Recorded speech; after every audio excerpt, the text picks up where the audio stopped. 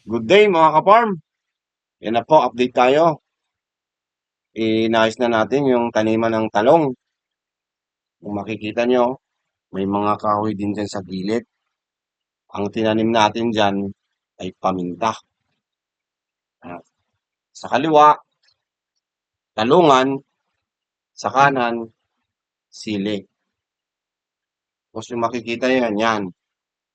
Kakawate ang ilinagay natin dyan para anuhan ng paminta. Yan yung ilinagay natin para bagingan siya ng paminta. Malalaking kahoy yan. Yan ang linagay natin sa gilid ng kalsada. Yan mga ka-farm.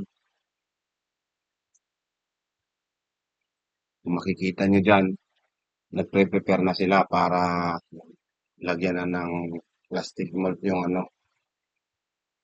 lupa.